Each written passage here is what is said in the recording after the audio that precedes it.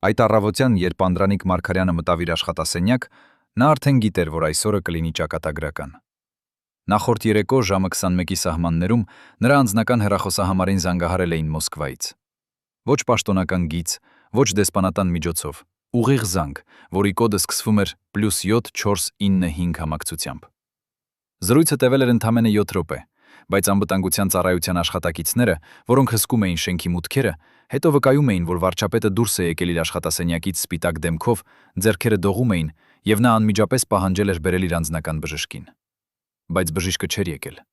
Փոխարենը, առավոտյան ժամը 9 սահմաններում կառավարական ամառանոց էր ժամանել մի անծանոթ մարդ, սև դիվանագրական պայուսակով, որը պահանջել էր անհապաղ հանդիպում վարչապետի հետ։ Ով էր այդ մարդը։ Ինչպես նա անցավ բոլոր անվտանգության ստուգումներից առանց որևէ արձանագրության։ Եվ ինչու այդ հանդիպումից հետո Մարգարյանը կտրականապես հրաժարվեց ստորագրել փաստաթուղթը, որը կարող էր փրկել երկրի էներգետիկ անվտանգությունը, բայց միաժամանակ նշանակում էր Հայաստանի ամբողջական տնտեսական կախվածություն արտաքին ուժերից։ Պատմությունը սկսվել է շատ ավելի վաղ, 2006 թվականի աշնանը, երբ Մոսկվան առաջարկել էր Երևանին նոր համագործակցության ձևաչափ։ Պաշտոնապես դա կոչվում էր ռազմավարական գործընկերություն էներգետիկայի ոլորտում, բայց փաստաթղթերում, որոնք հետագայում արտահոսեցին լրատվամիջոցներ, այն նկարագրվում էր որպես գույք պարտքի դիմաց սխեմա։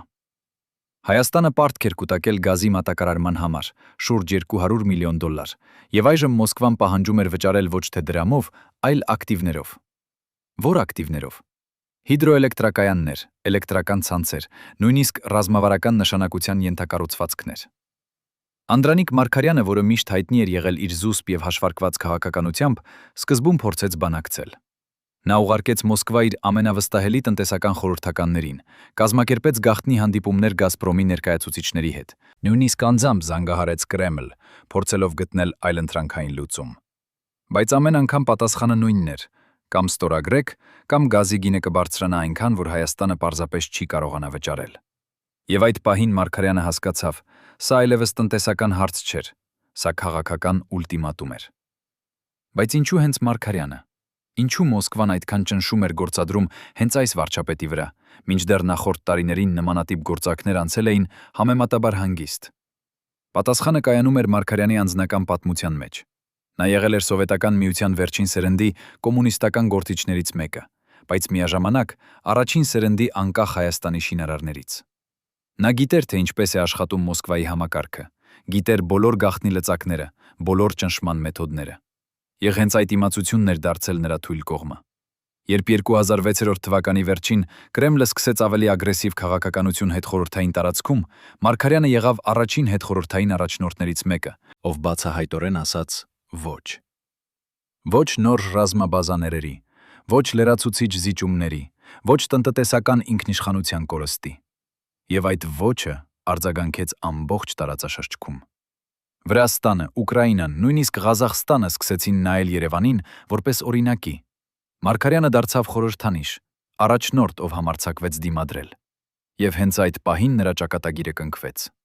2007 թվականի մարտի սկզբին Մարգարյանը սկսեց ստանալ տարօրինակ ազդանշաններ։ Նրա անձնական անվտանգության ծառայության ղեկավարը, մարդ, ով ծառայել էր նրան 10 տարի, հանկարծ ներկայացրեց հրաժարականի դիմում, առանց որևէ բացատրության։ Երբ Մարգարյանը փորձեց պարզել պատճառը, նրան ասացին, որ ղեկավարը ստացել է ավելի լավ առաջարկ Մոսկվայից։ Հետո սկսվեցին տեխնիկական խափանումները։ Վարչապետի պաշտոնական հեռախոսագիծը 2 անգամ անջատվեց կարևոր բանակցությունների ժամանակ։ Նրա էլեկտրոնային փոստը հակվեցին եւ մի քանի գաղտնի նամակներ արտահոսեցին մամուլ։ Անվտանգության ծառայությունը հայտնաբերեց, որ վարչապետի աշխատասենյակում տեղադրված են գաղտնի լսարկման սարքեր, բայց երբ փորձեցին պարզել, թե ով է դրանք տեղադրել, հետաքննությունը հանկարծ կասեցվեց։ Վերևից եկած հրամանով։ Մարգարյանը հասկացավ, նա այլևս չի վերահսկում իր սեփական աշխատասենյակը։ Նա դարձել էր գերի իր սեփական պալատում, բայց նա դեռ չէր պատրաստվում հանձնվել։ Մարտի 23-ին, ընդամենը 2 օր առաջ իր մահից, Անդրանիկ Մարգարյանը հրավիրեց գաղտնի ժողով իր ամենամոտ խորհրդականների հետ։ Ժողովին ներկա էին ընդամենը 5 մարդ, բոլորը անձինք, ում նա վստահում էր իր կյանքը։ Նրանք հավաքվեցին ոչ թե կառավարական շենքում, այլ Երևանի արվարձաններից մեկում գտնվող մասնավոր առանձնատանը, որտեղ չկային լսարկման սարքեր։ Այդ ժողովի մասին մենք գիտենք միայն մեկ մասնակցի վկայությունից, ով համաձայնեց խոսել 35 տարի անց, պայմանով, որ իր անունը չբացահայտվի։ Այդ մարդը պատմում է, որ Մարգարյանը բացեց իր դիվանագրական պայուսակը եւ հանեց մի փաստաթուղթ 37 էջանոց,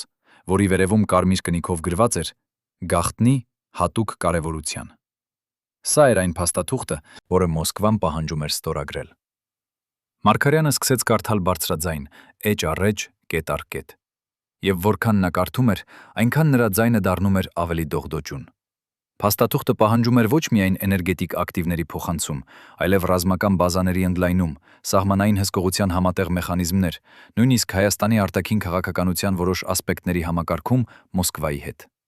Սա այլևս էներգետիկ պայմանագիր չէր, սա էր ինքնիշխանության հրաժարման ակտ։ Եթե ես սա ստորագրեմ, ասաց Մարգարյանը իր խորհրդականներին, Հայաստանը կդադարի լինել անկախ պետություն։ Մենք կդառնանք պարզապես Մոսկվայի մի ևս մեկ նահանգը, առանց իրավունքի ինքնուրույն որոշումներ կայացնելու։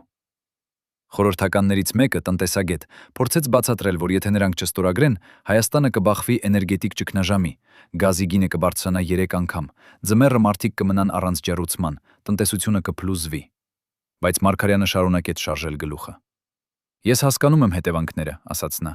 բայց ես չեմ կարող ստորագրել մի փաստաթուղթ, որը կդատապարտի ապագա սերունդներին։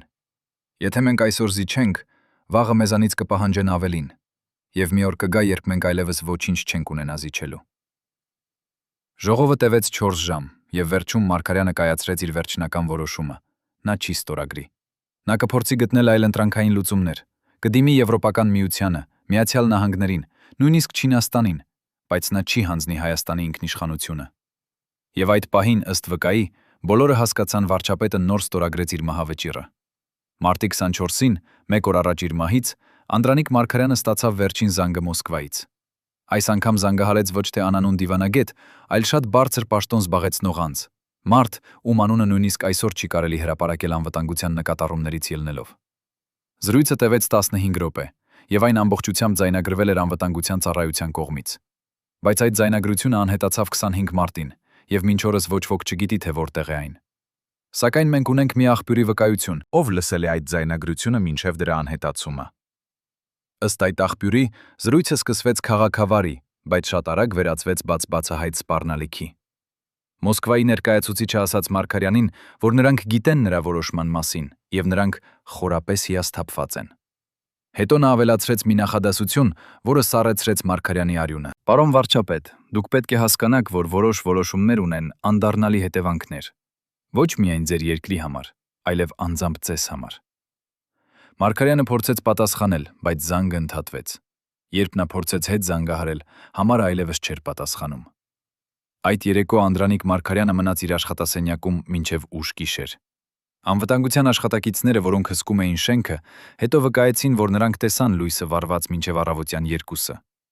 Ինչ էր անում վարչապետը այդ ժամերին։ Ըստ մի աղբյուրի նա գրում էր նամակներ իր ընտանիքին, իր մոտ գործընկերներին, նույնիսկ Հայաստանի ժողովրդին։ Այդ նամակներից մեկը, որը հասցեագրված էր նրա որդուն, հետագայում գտնվեց նրա անձնական պահարանում։ Այդ նամակում Մարգարյանը գրել էր. «Եթե ինչ-որ բան պատահի ինձ, իմացիր, որ ես արեցի այն, ինչ համարում էի ճիշտ։ Երբեք մի զիջիր քո սկզբունքներին, նույնիսկ եթե դա արժե քեզ ամեն ինչ»։ Այս նամակը երբեք չհրապարակվեց պաշտոնապես, բայց դրա պատճենը պահվում է ընտանիքի արխիվում։ Ինչու Մարգարյանը գրեց այդ նամակը հենց այդ գիշեր։ Արդյոք նա գիտեր, որ իր ժամանակը սպառվում է։ Արդյոք նա ստացել է լրացուցիչ սպառնալիքներ, որոնց մասին մենք դեռ չգիտենք։ Մարտի 25-ի առավոտյան Անդրանիկ Մարգարյանը եկավ իր աշխատասենյակ ժամը 8-ի սահմաններում։ Նա տեսնվում էր հոգնած, բայց վճռական։ Նրա առաջին հանդիպումը նշանակված էր ժամը 9:30-ին, տնտեսական նախարարների հետ, որտեղ նրանք պետք է քննարկեին հենց այն փաստաթուղթը։ Բայց ժամը 9:15-ին, ընդամենը 15 րոպե առաջ հանդիպումից, կառավարական շենք ժամանեց մի անծանոթ մարդ։ Նա ներկայացավ որպես հատուկ դեսպան եւ պահանջեց անհապաղ հանդիպում վարչապետի հետ։ Անվտանգության ծառայությունը փորձեց ստուգել նրա փաստաթղթերը, բայց այդ մարդը ցույց տվեց մի հատուկ անցագիր, որը թույլ էր տալիս նրան անցնել բոլոր ստուգումներից։ Ով էր տվել նրան այդ անցագիրը։ Ով ուներ այնպիսի լիազորություններ, որ կարողանա շրջանցել Հայաստանի անվտանգության ամբողջ համակարգը։ Այդ մարդը մտավ Մարգարյանի աշխատասենյակ եւ նրանք մնացին միայնակ 20 րոպե։ Ոչ ոք չգիտի, թե ինչ էր քննարկվում այդ 20 րոպեների ընթացքում, բայց երբ այդ մարդը դուրս եկավ, նա տարավ իր սև դիվանագրական պայուսակը՝ դատարկ։ Իսկ Մարգարյանի աշխատասենյակում գրասեղանանի վրա մնաց այն 37 էջանոց փաստաթուղթը առանց ստորագրության, վերևում կարմիր մատիտով գրված ոչ բառով։ Ժամը 10:30-ին Անդրանիկ Մարգարյանը զգաց սրտի ուժեղ ցավ։ Նա կանչեց իր օգնականին եւ խնդրեց բերել նրա անձնական բժշկին։ Բայց բժիշկը, ով միշտ պատրաստ էր շենքում, այդ օրը պատահաբար բացակայում էր։ Նա կանչվել էր հրատապ այլ դեպքի։ Փոխարենը կանչվեց շտապօգնություն, բայց շտապօգնության մեքենան ժամանեց 20 րոպե ուշացումով, երթևեկության խցանման պատճառով, թեև այդ ժամին Երևանի կենտրոնում երբեք չի լինում խցանում։ Երբ բժիշկները վերջապես հասան, Մարգարյանը արդեն գիտակցությունը կորցրել էր։ Նրան տեղափոխեցին հիվանդանոց, բայց ճանապարհին, ըստ պաշտոնական տվյալների, նրա սիրտը կանգ առավ։ Բժիշկները փորձեցին վերակենդանացնել, բայց ապարդյուն։ Ժամը 11:45-ին Հայաստանի վարչապետ Անդրանիկ Մարգարյանը պաշտոնապես հայտարարվեց մահացած։ Պատճառը՝ սրտի կաթված։ Բայց արդյոք սա իսկապես սրտի կաթված էր։ Ինչու նրա անձնական բժիշկը բացակայում էր հենց այդ օրը։ Ինչու շտապօգնությունը ուշացավ 20 րոպե։ Եվ ամենակարևորը,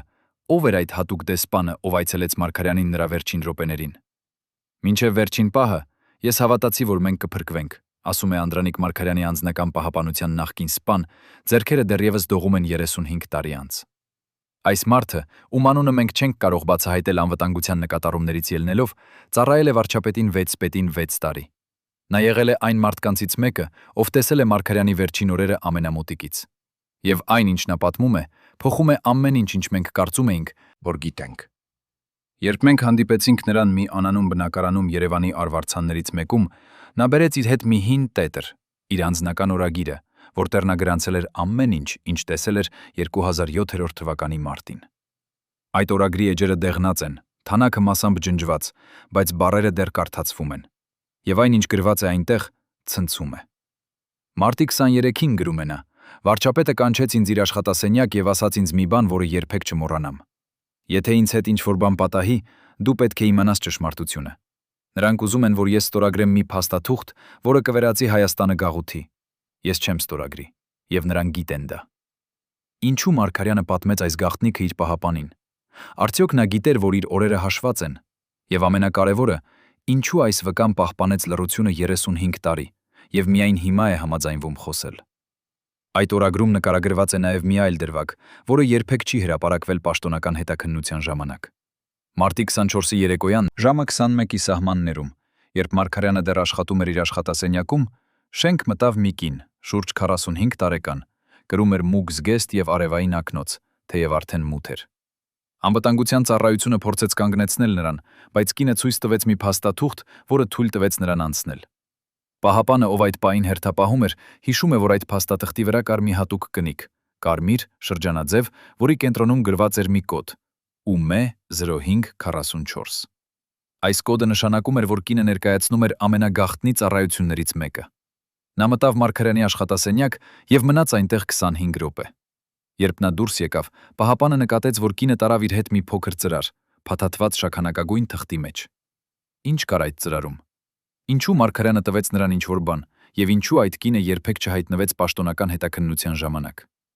Պահապանը հիշում է նաեւ, որ երբ Մարգարյանը դուրս եկավ իր աշխատասենյակից այդ հանդիպումից հետո, նրա դեմքը սպիտակ էր, եւ նա անմիջապես պահանջեց բերել իր սրտի դեղերը։ Բայց դեղերը, որոնք միշտ պահվում էին նրա աշխատասենյակի անձնական պահարանում, այդ օրը չգտնվեցին։ Ով էր վերցվել դեղերը եւ երբ։ Նախկին պահապանը պատմում է նաեւ մի այլ մանրամասն, որը սառեցնում է արյունը։ Մարտի 25-ի առավոտյան, երբ Մարգարյանը եկավ աշխատանքի, նա խնդրեց պահապանին ստուգել իր մեքենան։ «Ստուգիր ամեն ինչ», ասաց նա, «շարժիչը, անիվները, նույնիսկ նստատեղերի տակը»։ Պահապանը զարմացավ, բայց կատարեց հրամանը։ Նա ստուգեց մեքենան ամբողջությամբ, բայց ոչինչ կասկածելի չգտավ։ Սակայն երբ նա վերադարձավ եւ զեկուցեց Մարգարյանին, վարչապետը ասաց. «Լավ է, բայց այսօր ես չեմ օգտագործի այդ մեքենան։ Պատրաստիր ռեզերվային մեքենան»։ Ինչու Մարգարյանը այդքան մտահոգված էր իր անվտանգությամբ հենց այդ առավոտ։ Արդյոք նա ստացել էր կոնկրետ սպառնալիք, որի մասին մենք դեռ չգիտենք։ Եվ ամենակարևորը, եթե նա այդքան զգույշ էր, ինչպես այնուամենայնիվ պատահեց այն, ինչ պատահեց։ Պահապանը լռում է մի քանի վայրկյան, հետո շարունակում. «Ես կարծում եմ, որ նա գիտեր։ Նա գիտեր, որ նրանք կգան իր համար, բայց նա չէր կարող փախչել։ Նա ընտրել էր մնալ եւ պայքարել մինչեւ վերջ»։ Արդյոք Անդրանիկ Մարգարյանը զոր գնաց իր սկզբունքների համար, թե նա պարզապես չուներ այլ ընտրություն։ Բայց պահապանի վկայությունը միայն մի մասն է պատմության։ Կա նաև մեկ այլ մարդ, ով համաձայնեց խոսել՝ Մարգարյանի անձնական բժիշկը, ով ծառայել է նրան 10 տարի։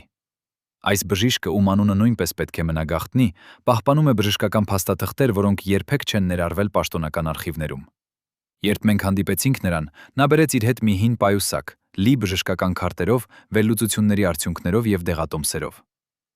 Մարգարյանը չէր ցանկանում, որ ժողովուրդը իմանա իր իրական առողջական վիճակի մասին, ասում է բժիշկը։ Նա վախենում էր, որ եթե մարդիկ իմանան, որ նա հիվանդ է, դա կթուլացնի նրա դիրքերը քաղաքական բեմում։ Բայց ինչպիսին էր Մարգարյանի իրական առողջական վիճակը։ Բժիշկը բացում է պայուսակը եւ հանում մի թղթի փունջ, բժշկական վերլուծություններ, որոնք կատարվել են 2006 թվականից մինչև 2007 թվականի մարտ։ Այդ վերլուծությունները ցույց են տալիս, որ Մարգարյանը տառապում էր լուրջ սրտանոթային հիվանդությամբ, արտերիալ բարձր ճնշում, անկանոն սրտի ռիթմ, նույնիսկ սրտի մկանների մասնակի վնասվածություն։ Բայց ամենաշոկային մանրամասնը այն է, որ բժիշկը պատվիրել էր Մարգարյանի համար հատուկ դեղեր, որոնք պետք է ընդունվեին ամեն օր, առանց բացառության։ Այդ դեղերի ցանկը ներառում էր հզոր սրտային միջոցներ, որոնք պահպանում էին սրտի ռիթմը եւ կանխում էին կաթվածը։ Մարտի 23-ին, պատմում է բժիշկը, ես տվեցի Մարգարյանին նոր դեղատոմս, 2 շաբաթվա համար։ Նա պետք է ընդուներ այդ դեղերը ամեն առավոտ եւ ամեն երեկո, ճիշտ ժամին։ Բայց մարտի 25-ի առավոտ, երբ ես փորձեցի զանգահարել նրան, հիշեցնելու դեղերի մասին, նրա հեռախոսը չպատասխանեց։ Ես մտահոգվեցի եւ որոշեցի գնալ կառավարական շենք, բայց երբ հասա, անվտանգության ծառայությունը ինձ չթողեց մտնել։ Նրանք ասացին, որ ստացել են հրահանգ, այդ օրը ոչ ոք չպետք է մտնի վարչապետի աշխատասենյակ առանց նախնական համաձայնության։ Ով էր տվել այդ հրահանգը եւ ինչու հենց այդ օրը։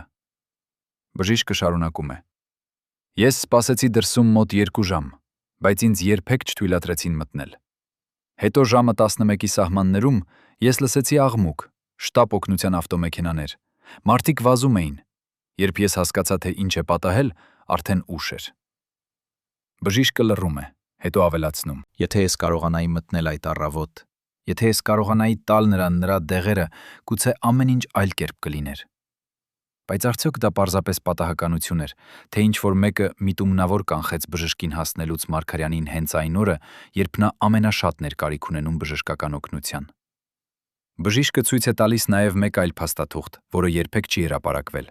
Սա է Մարգարյանի վերջին բժշկական զննման արձանագրությունը, որը կատարվել է մարտի 21-ին, ընդամենը 4 օր առաջ նրա մահից։ Այդ զննման ժամանակ բժիշկը նկատել է, որ Մարգարյանի սրտի ռիթմը անկանոն է, ճնշումը բարձր, եւ նա ունի սթրեսի բոլոր նշանները։ Ես նրան ասացի, որ նա պետք է հանգստանա, հիշում է բժիշկը, որ նա պետք է վերցնի արձակուրդ, գոնե մի շաբաթ, բայց նա ինձ պատասխանեց. Ես չեմ կարող հանգստանալ հիմա։ Կան շատ կարևոր որոշումներ, որոնք պետք է կայացվեն։ Եթե ես հեռանամ հիմա, ամեն ինչ կփլուզվի։ Բժիշկը նաև հիշում է, որ Մարգարյանը հարցրեց նրան մի տարօրինակ հարց. Եթե մարդը ունենա սրտի հիվանդություն եւ նա ենթարկվի ուժեղ սթրեսի, որքան ժամանակ նա կարող է դիմանալ մինչև սրտի կաթված։ Բժիշկը զարմացավ այդ հարցից, բայց պատասխանեց ազնվորեն. Դա կախված է շատ գործոններից, բայց եթե մարդը չընդունի իր դեղերը եւ շարունակի ապրել սթրեսի մեջ, դա կարող է պատահել ցանկացած պահի։ Ինչու Մարգարյանը հարցրեց այդ հարցը։ Արդյոք նա նախազգուշացնում էր բժշկին, թե նա պարզապես փորձում էր հասկանալ իր սեփական վիճակը։ Բայց բժշկական փաստաթղթերը միայն մի մասն են պատկերի։ Կա նաև մի այլ աղբյուր, մի նախկին անվտանգության ծառայության սպա, ով աշխատել է Մարգարյանի անվտանգության համակարգում։ Այս մարդը պահպանում է փաստաթղթեր, որոնք ցույց են տալիս, որ Մարգարյանի հեռախոսային գծերը լսարկվում էին ոչ միայն ներքին ծառայությունների կողմից, այլև արտաքին ուժերի։ Մենք հայտնաբերեցինք լսարկման սարքեր նրա աշխատասենյակում 3 անգամ, ասում է նախկին սպան։ Ամեն անգամ մենք հեռացնում էինք դրանք, բայց մի շաբաթ անց դրանք կրկին հայտնվում էին։ Սա նշանակում էր, որ ինչ-որ մեկը ներսից օգնում էր արտաքին ուժերին։ Ով էր այդ ներսից օգնականը։ Ով ուներ մուտք Մարգարյանի աշխատասենյակ եւ կարող էր տեղադրել լսարկման սարքեր առանց նկատվելու։ Նախկին սպան հիշում է նաև, որ մարտի սկզբին նրանք ստացել էին հրահանգ ուժեղացնել Մարգարյանի անվտանգությունը։ Մենք ավելացրինք լրացուցիչ պահապաններ, տեղադրեցինք նոր տեսախցիկներ, նույնիսկ փոխեցինք մուտքի կոդերը, ասում է նա։ Բայց մարտի 24-ին, 1 օր առաջ Մարգարյանի մահից, մեզ հանկարծ ասացին, որ մենք պետք է նվազեցնենք անվտանգության մակարդակը։ Պատճառը բյուջետային կրճատումներ։ Ով կարող էր տալ այդպիսի հրահանգ հենց այն պահին, երբ Մարգարյանը ամենաշատն էր կարիք ունենում պաշտպանության։ Նախկին սպան ցույց է տալիս նաև մի փաստաթուղթ, որը նա պահել է բոլոր այս տարիները, ռիսկելով իր սեփական անվտանգությունը։ Սա է ներքին հաղորդագրություն, որը ուղարկվել է անվտանգության ծառայության ղեկավարությանը մարտի 22-ին։ Այդ հաղորդագրությունում նշված է, որ ստացվել է տեղեկություն հնարավոր սպառնալիքի մասին Մարգարյանի կյանքին եւ խորհուրդ է տրվում ուժեղացնել անվտանգության միջոցները։ Բայց այդ հաղորդագրության վրա կարմիր մատիտով գրված է մեկ բառ՝ մերժված։ Ով մերժեց այդ խորհուրդը եւ ինչու։ Երբ ես տեսա այդ մերժումը, ասում է նախկին սպան, ես հասկացա, որ ինչ-որ բան շատ սխալ է։ Բայց ես չէի կարող ոչինչ անել։ Ես պարզապես մի սպա էի եւ ինձ ասացին, որ եթե ես շարունակեմ հարցեր տալ, ես կկորցնեմ իմ աշխատանքը։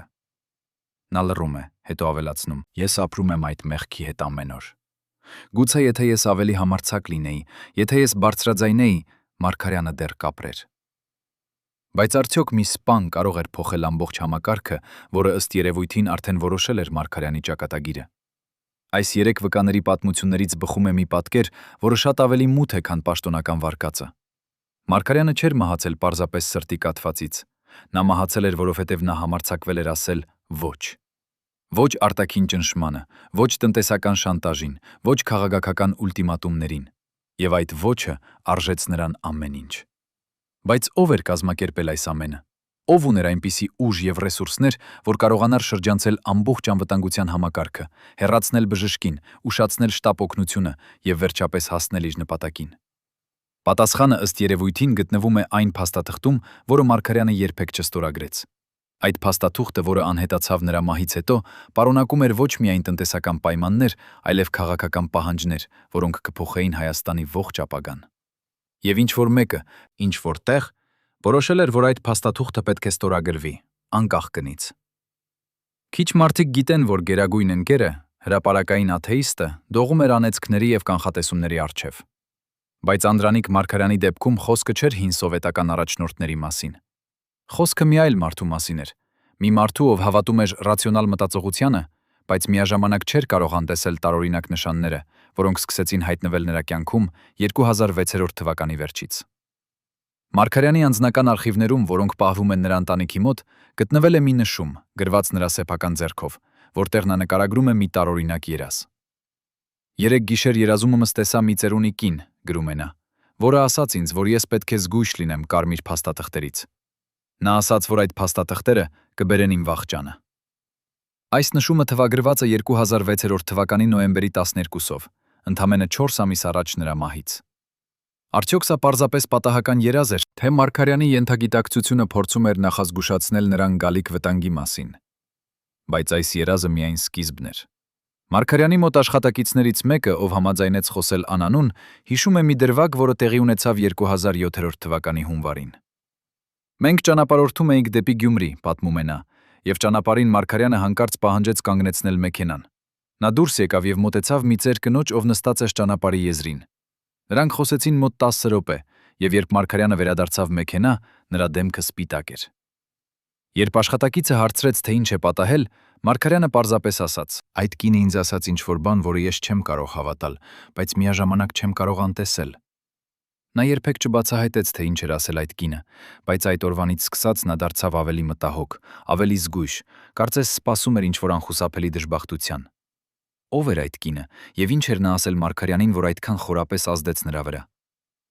Կա նաև մեկ այլ պատմություն, որը պտտվում է Մարգարյանի վերջին ամիսներում։ Ըստ մի աղբյուրի, ով մոտիկ էր Մարգարյանի ընտանիքին, վարչապետը սկսել էր այցելել եկեղեցի, ինչ-որ բան, ինչ նա երբեք չէր արել նախկինում։ Նա չէր հրապարակային մարդ, երբ խոսքը կրոնի մասին էր, ասում է այդ աղբյուրը, բայց վերջին ամիսներին նա սկսեց գնալ Սուրբ Գրիգոր Լուսավորիչ եկեղեցի, վաղ առավոտյան, երբ ոչ ոք չկար այնտեղ։ Նա նստում էր մի անկյունում, աղոթում էր լուռ, եւ հետո հեռանում էր առանց ոչ ոքի հետ խոսելու։ Եկեղեցու հովիվը, ով նկատել էր Մարգարյանի այցելությունները, մի անգամ մոտեցավ նրան եւ հարցրեց, թե արդյոք նա ցանկանում է խոսել։ Մարգարյանը նայեց նրան եւ ասաց. «Հայր, ես ունեմ մի որոշում, որը պետք է կայացնեմ։ Այդ որոշումը կարող է փրկել իմ երկիրը, բայց կարող է նաև արժել ինձ իմ կյանքը։ Ինչպես ես կարող է իմանալ, թե ինչ է ճիշտը»։ Հովիվը պատասխանեց. «Միայն դու կարող ես իմանալ, թե ինչ է ճիշտ քո սրտում, բայց հիշիր, որ ճշմարտությունը միշտ ունի գին»։ Մարգարյանը գլուխ շարժեց եւ հեռացավ։ Դա եղավ նրա վերջին այցելությունը եկեղեցի։ Այս պատմությունները կարող են թվալ անհավանական, նույնիսկ առասպելական։ Բայց դրանք ցույց են տալիս Մարգարյանի ներքին պայքարը։ Պայքարը մի մարդու, ով գիտեր, որ նա կանգնած է ճակատագրական ընտրության առջև։ Նա կարող էր ընտրել անվտանգությունը, ստորագրել փաստաթուղթը, պահպանել իր պաշտոնը, ապրել հանգիստ կյանք։ Կամ նա կարող էր ընտրել սկզբունքները, մերժել ճնշումը, պաշտպանել իր երկրի ինքնիշխանությունը, բայց գիտենալով, որ այդ ընտրությունը կարող է արժել նրան ամեն ինչ։ Եվ նա ընտրեց երկրորդը։ Դրեց երկրորդը, բայց արդյոք այդ ընտրությունը արժեր իր կյանքը։ Արդյոք մի մարդու զոհողությունը կարող է փոխել ամբողջ երկրի ճակատագիրը, թե դա պարզապես ապարդյուն ժեստ էր, մի փորձ դիմադրելու անդառնալի ուժերին։ Մարգարյանի ընտանիքի անդամներից մեկը, ով համաձայնեց խոսել պայմանով, որ իր անունը չբացահայտվի, պատմում է, որ Մարգարյանի վերջին շաբաթներին նա դարձել էր շատ հանդարտ, գրեթե հաշտված իր ճակատագրի հետ։ Նա գիտեր, որ ինչ-որ բան պատահելու է, ասում է այդ ընտանիքի անդամը, բայց նա չէր վախենում։ Նա ասում էր, որ եթե նա պետք է զոհվի իր սկզբունքների համար, ապա դա լավագույն ձևն է մեկնելու այս աշխարհից։ Այս խոսքերը հնչում են գրեթե որպես կանխատեսում, որը իրականացավ մարտի 25-ին։ Բայց արդյոք Մարգարյանը իսկապես կանխատեսում էր իր մահը, թե նա պարզապես պատրաստվում էր ամենավատ սցենարին։ Եվ եթե նա գիտեր, որ նրա կյանքը վտանգի մեջ է, ինչու նա չփորձեց փախչել, թաքնվել կամ գոնե հրապարակել այն, ինչ տեղի էր ունենում։ Պատասխանը գուցե գտնվում է այն նամակում, որը Մարգարյանը գրել էր իր որդուն եւ որը գտնվեց նրա անձնական պահարանում։ Այդ նամակում, որը մենք արդեն նշեցինք, Մարգարյանը գրում է. «Երբեք մի զիջիր քո սկզբունքներին, նույնիսկ եթե դա արժե քեզ ամեն ինչ»։ Այս խոսքերը ցույց են տալիս, որ Մարգարյանի համար սկզբունքները ավելի կարևոր էին, քան կյանքը։ Նա հավատում էր, որ մի մարդու արժեքը չափվում է ոչ թե նրա ապրած տարիներով, այլ նրա արածներով։ Եվ նա ուզում էր, որ իր որդին, իր ընտանիքը, իր ժողովուրդը հիշեն նրան որպես մարդու, ով չզիջեց, ով պայքարեց մինչև վերջ, ով նախընտրեց մահը անարգանքի փոխարեն։ Բայց արդյոք այդ ընտրությունը արդարացված էր։ Արդյոք Հայաստանը փրկվեց Մարգարյանի զոհողությամբ, թե նրա մահը պարզապես ավելացրեց ավելի մեկ անուն երկար ցուցակին, այն մարդկանց ցուցակին, ովքեր համարձակվեցին դիմադրել եւ վճարեցին վերջնական գինը։ Երբ անվտանգության ծառայության սպաները մտան Մարգարյանի պալատ 2007 թվականի մարտի 26-ին, մեկ օր անց նրա մահից, նրանք գտան ինչ-որ բան, որը երբեք չպետք է գտնվեր այնտեղ։ Մարգարյանի անձնական գրասենյակում, թաքնված մի գաղտնի պահարանում, որի մասին գիտեին միայն մի քանի մարդիկ, կար մի սև դիվանագրական պայուսակ։ Այդ պայուսակի ներսում էին փաստաթղթեր, տասնյակ էջեր, որոնք նկարագրում էին գաղտնի բանակցություններ, գաղտնի պայմանագրեր, նույնիսկ գաղտնի սպառնալիքներ։ Բայց ամենաշոկայինը այն էր, որ այդ փաստաթղթերի մի մասը ուներ արտասահմանյան կնիկներ, որոնք ցույց էին տալիս, որ դրանք եկել էին Մոսկվայից, Վաշինգտոնից, նույնիսկ Բրյուսելից։ Ինչ էին անում այդ փաստաթղթերը Մարգարյանի գաղտնի պահարանում։ Ինչու նա պահում էր դրանք այդքան զգուշությամբ։ Եվ ամենակարևորը, ինչու այդ փաստաթղթերը անհետացան ընդամենը մի քանի ժամ անց, երբ անվտանգության ծառայության բարձրաստիճան սպաները ստացան հրահանգ ապահովել այդ նյութերը։ Այդ փաստաթղթերից մեկը, որի պատճենը հայտնվել է մի անկախ լրագրողի մոտ, ցույց է տալիս մի նամակագրություն Մարգարյանի եւ մի անանուն դիվանագետի միջև։ Այդ նամակագրությունում Մարգարյանը գրում է. «Ես հասկանում եմ ձեր դիրքորոշումը, բայց ես չեմ կարող ընդունել պայմաններ, որոնք կվնասեն իմ երկրի ինքնիշխանությանը։ Ես պատրաստ եմ բանակցել, բայց ոչ զիջել»։ Դիվանագետի պատասխանը սառն է եւ սպառնալից։ «Պարոն վարչապետ, դուք պետք է հասկանաք, որ բանակցությունների ժամանակը անցել է։ Այժմ ժամանակն է որոշումների։ Եվ եթե դուք չեք կարող կայացնել ճիշտ որոշումը, ապա մենք կկայացնենք այն ձեզ համար»։ Այս նամակագրությունը թվագրված է մարտի 19-ը, ընդամենը 15 օր առաջ Մարգարյանի մահից։ Ո՞վ էր այդ դիվանագետը, եւ ինչպիսին էր այն ճիշտ որոշումը, որը նրանք ուզում էին, որ Մարգարյանը կայացնի։ Կա նաեւ մեկ այլ փաստաթուղթ, որը գտնվել է այդ պայուսակում, մի ցուցակ անունների։ Այդ ցուցակում կան 15 անուն, բոլորը բարձրաստիճան պաշտոնյաներ Հայաստանի կառավարությունում եւ անվտանգության ծառայություններում։ Յուրաքանչյուր անվան կողքին գրված է մի կարճ նշում՝ վստահելի, կասկածելի կամ վտանգավոր։ Ինչու Մարգարյանը պահում էր այդպիսի ցուցակ։ Արդյոք նա կասկածում էր, որ իր սեփական թիմում կան մարդիկ, ովքեր աշխատում են արտաքին ուժերի համար։ Եվ եթե այդպես է, ապա ով էին այդ մարդիկը եւ ինչպես նրանք օգնեցին կազմակերպել Մարգարյանի վախճանը։ Այդ ցուցակում կա մի անուն, որը նշված է որպես ամենավտանգավոր։ Մի մարդ, ով զբաղեցնում էր շատ բարձր պաշտոն եւ ուներ անմիջական մուտք Մարգարյանի աշխատասենյակ։ Այդ մարդու անունը մենք չենք կարող բացահայտել իրավական պատճառներով, բայց աղբյուրներ հաստատում են, որ այդ անձը դեռ ապրում է եւ զբաղեցնում է կարևոր պաշտոն Հայաստանի քաղաքական համակարգում։ Բայց գուցե ամենաշոկայինը այն փաստաթուղթն է, որը գտնվել է պայուսակի ամենախորը։ Սա է մի նամակ, որը գրված է Մարգարյանի սեփական ձեռքով եւ թվագրված է մարտի 23-ով, ընդամենը 2 օր առաջ նրա մահից։ Այդ նամակում Մարգարյանը գրում է. «Եթե դուք կարդում եք այս նամակը, նշանակում է, որ ես այլևս կենդանի չեմ։ Ես գիտեի, որ այսօրը կգա, բայց ես հույս ունեի, որ ես սխալվում եմ։ Ես ուզում եմ, որ դուք իմանաք ճշմարտությունը։ Ինձ սպառնացին, ինձ ճնշեցին, ինձ առաջարկեցին փող եւ իշխանություն, եթե ես ստորագրեի այն փաստաթուղթը։ Բայց ես հրաժարվեցի։ Ոչ թե որովհետև ես հերոս եմ, այլ որովհետև ես չէի կարող ապրել ինձ հետ, եթե ես դավաճանեի իմ երկիրը։ Հիմա նրանք կգան իմ համար, եւ ես պատրաստ եմ»։ Այս նամակը երբեք չի հրապարակվել պաշտոնապես, բայց դրա պատճենը պահվում է մի անվտանգ վայրում, սպասելով այն օրվան, երբ ճշմարտությունը կարող է վերջապես բացահայտվել։ Այս բոլոր փաստաթղթերը, այս բոլոր վկայությունները, այս բոլոր գաղտնիքները նկարում են մի պատկեր, որը շատ ավելի բարդ է, քան պաշտոնական վարկածը։ Անդրանիկ Մարգարյանը չէր մահացել պարզապես սրտի կաթվածից։ Նա մահացել էր, որովհետև նա համարձակվել էր ասել ոչ։ Ոչ արտաքին ճնշմանը, ոչ ներքին դավադրությանը, ոչ այն համակարգին, որը ուզում էր վերածել Հայաստանը մի ևս մեկ կաղութի։ Եվ այդ ոչը արժեց նրան իր կյանքը։ Բայց արդյոք նրա զոհողությունը ապարդյուն էր։ Արդյոք Հայաստանը սովորեց ինչ-որ բան Մարգարյանի մահից։ Թե նրա պատմությունը պարզապես մեկ այլ օրինակ է այն մասին, թե ինչպես են իշխանության խաղերը ոչնչացնում նրանց, ովքեր համարձակվում են դիմադրել։ Դուք ինչ եք կարծում։ Արդյոք Մարգարյանի մահը սովորական սրտի կաթված էր, թե ինչ-որ ավելի մութ ուժերի արդյունք։ Եվ եթե դա երկրորդն էր, ապա ով էր պատասխանատու, եւ ինչու նրանք երբեք չեն պատասխան տվել իրենց արարքների համար։ Պատկերացրեք, որ դուք եք այն 12 մարդկանցից մեկը, ովքեր գիտեին ամեն ինչ Մարգարյանի մասին։ Յուրաքանչյուր բժշկական գաղտնիք, յուրաքանչյուր փանջուր փախուստի պլան, յուրաքանչյուր թաքնված թունել Երևանի տակ։ Այժմ պատկերացրեք, որ դուք պետք է ընտրեք՝ պահպանել ձեր հավատարմությունը, թե փրկել ձեր կյանքը։ 2007 թվականի մարտի 22-ին այս մարդիկ կատարեցին ընտրություն, որը փոխեց Հայաստանի պատմությունը։ Ինչն էր նրանց ստիպել դավաճանել իրենց գերագույն ղեկավարին։